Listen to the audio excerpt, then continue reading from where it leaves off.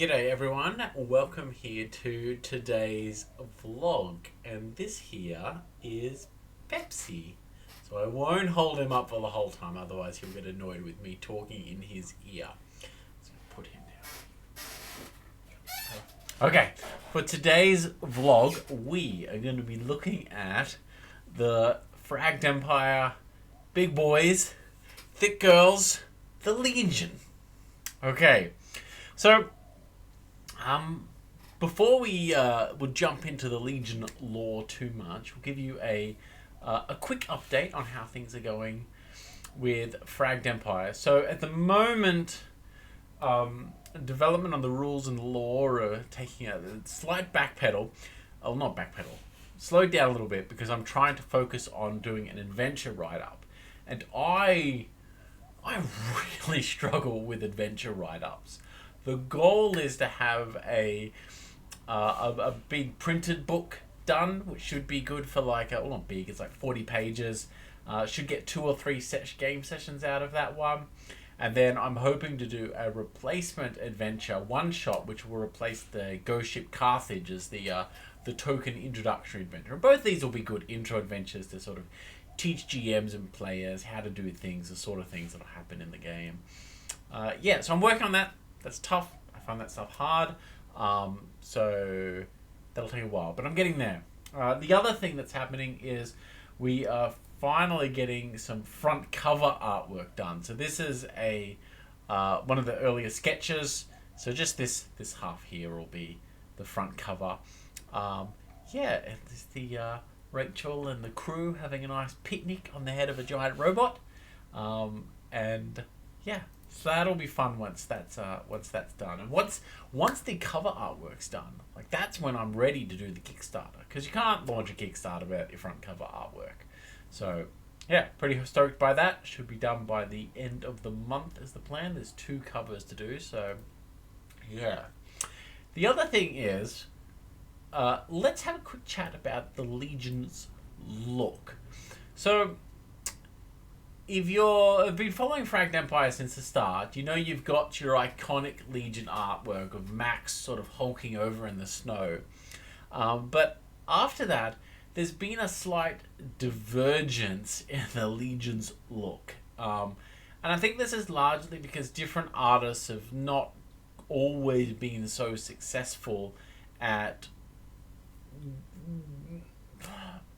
creating what I wanted, okay, the sort of look that I wanted.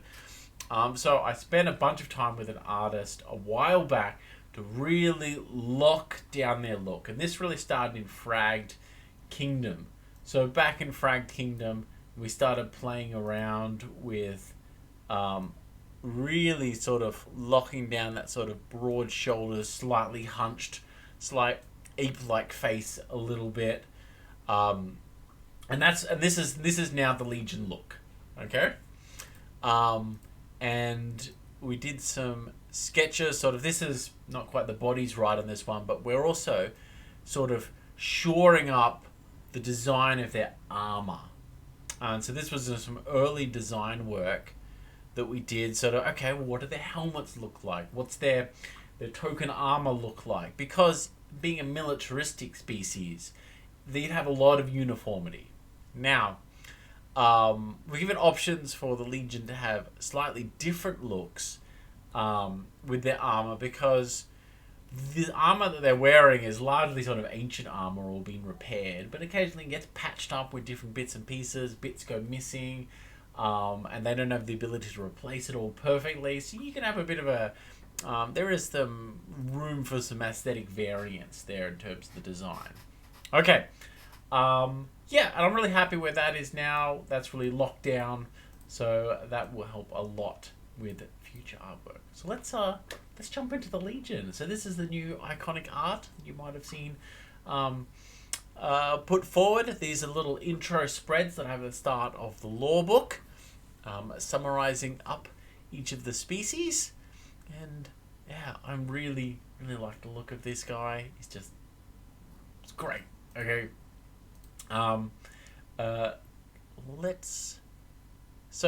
Let's have a look at let's see if I can, I'll just jump to the right spot. Okay, cool.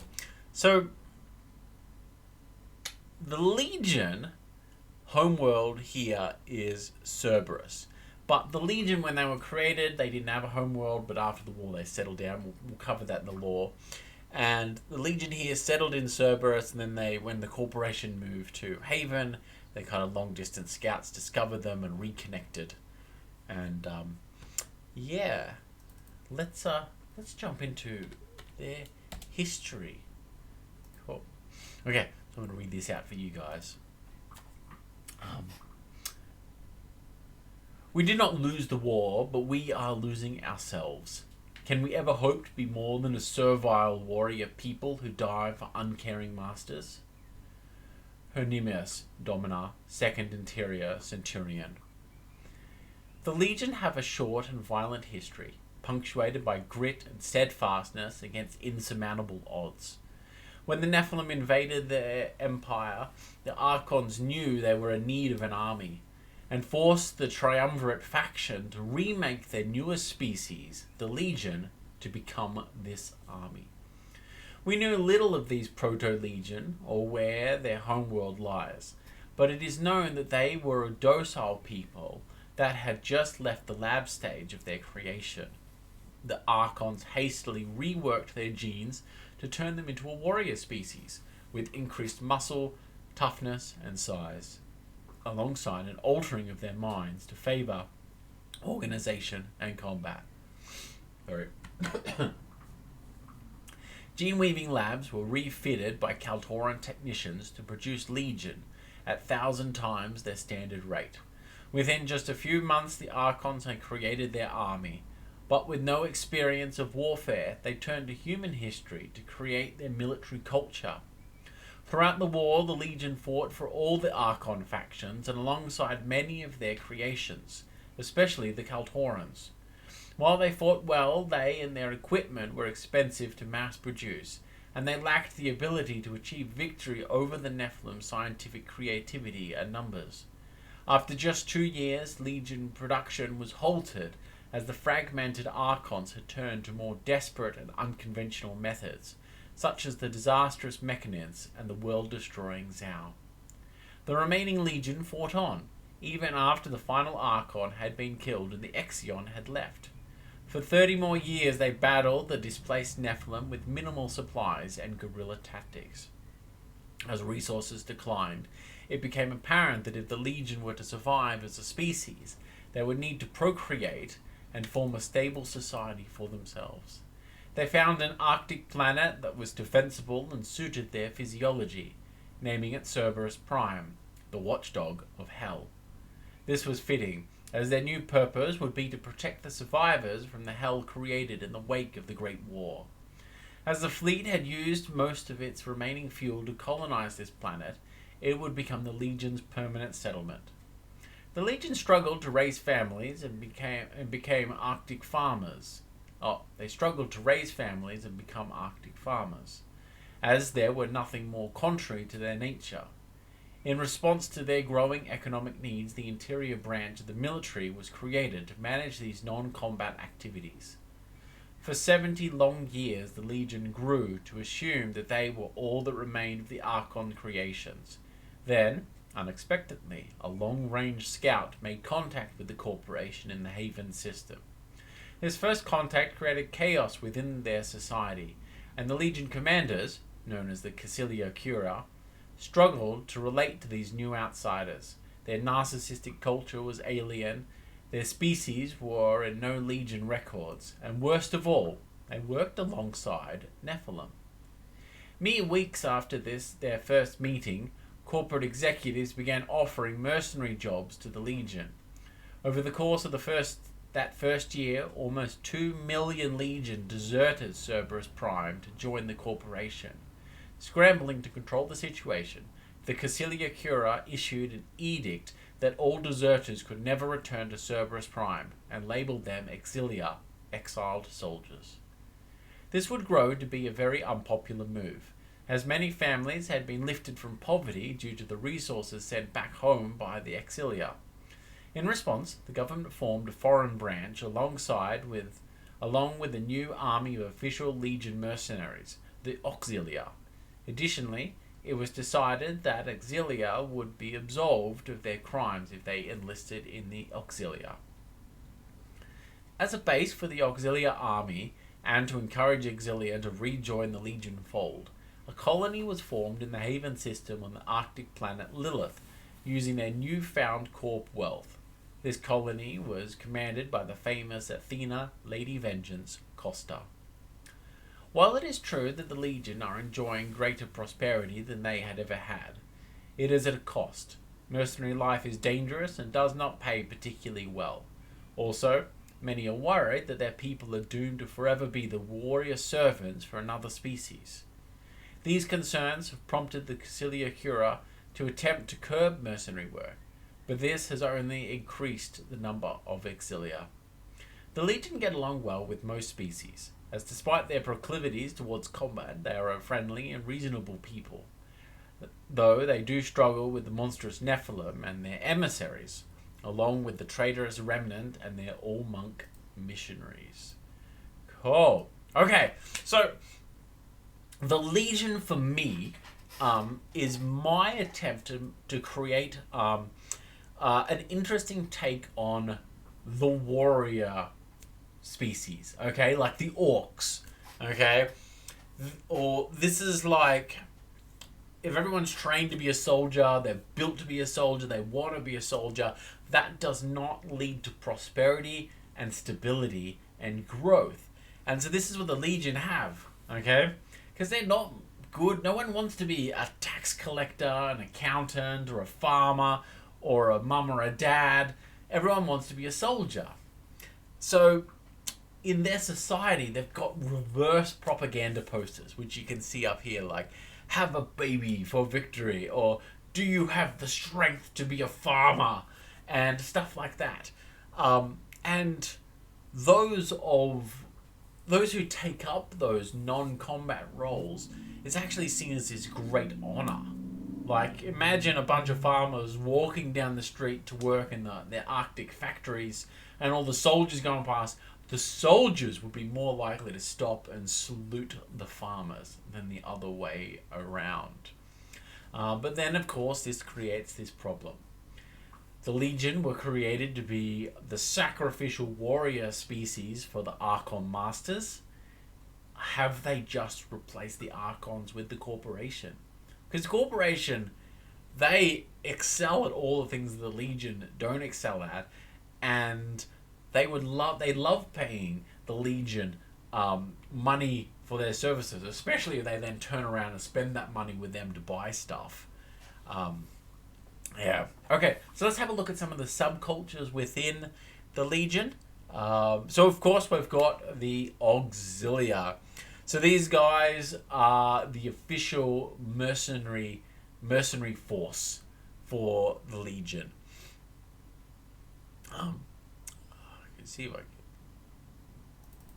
close this a little bit. Okay, so these are the official mercs. They get hired out by the Legion High Command, go and do missions, and yeah. Okay, so let's and it's also let's talk about naming conventions. Okay, so the Legion very much Greco-Roman naming conventions.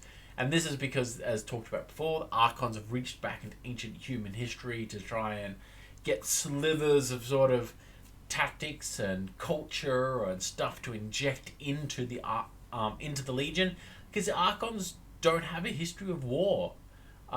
Despite being a lot of bickering and a lot of nonsense going on, they weren't really having huge, big, massive established armies and stuff like that. So they had to think outside the box for them. Okay, so let's have a look at the next bit here is Legion insignia. So this is just a visual example of all the different insignias that you could have if you were a Legion character. So these are the different branches. You've got the Prime Branch, which these guys are responsible for the protection of Cerberus and, guarding politicians and stuff like that. So they are like the elite that guard the home base sort of stuff. Then you've got operations, which is to do with not just espionage but also research branches. Then you've got the interior, which is governing all the economic side of things, and then the foreign branch, which is to do with interactions with the other species, but specifically that's where the mercenaries are. So if you're a PC, chances are you're going to be part of the foreign branch. And then the Auxilia Cura, which are the leaders, and they're made up by the leaders of each of these different branches, make up the Auxilia Cura. Now, and then under that, you've got just regiments, just how that's denoted, like a little number here. If you are a parent as a legion, you get these little pips on your rank, and that's actually puts you above someone else who's of the same rank but not a parent. That actually knocks you up one spot. It gives you extra privileges and honor and respect, and a little bit extra authority. Now this is super important because not all members of the Auxilia Cura are parents. And so a couple of members of the Auxilia Cura have more power than the other ones because they are parents. So they actually outrank the other ones. Then if you're a citizen, which just means you're not an Auxilia, you kind of get these little stars which denote rank. So if you ever stripped of citizenship, then you would lose the little diamonds. And then you just got different emblems for different specialists. And then you have, here's the commander's one here. So you got Decanus of 10, Centurion 100, Tribune is in charge of 1,000, Legate in charge of 10,000, Imperator is 100,000, and then a Consul is in charge of a branch. Okay. Then you have, if you are dishonorably discharged, your diamonds are replaced by this central hollow diamond. So this means you're basically like if you're a criminal, okay? If you're a criminal and you're not able to hold a rank, you are taken into dishonorably discharged. And then if you are retired, you just have the colors inverted, okay? Cool. Next thing is, let's have a look at the Auxilia. So these are, if you're a PC, you could also be an Auxilia if you don't want to be under the Legion command. And these are basically freelancers. These are Legion who go off and they just do their own thing and they do their own merc jobs. And a lot of these are sending, money back to their family at home. Then we have Nomads. So these Legion, when the Legion first settled on Cerberus Prime, they sent a bunch of Legion out. Okay, they said go out into the planet, hunt and gather and explore and sort of set up these trying to decentralize their population from this one giant hub.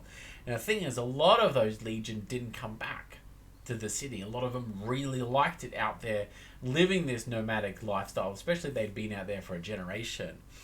And they found that this settled their urge to fight. And this urge to fight that the Legion have is called an inner fire.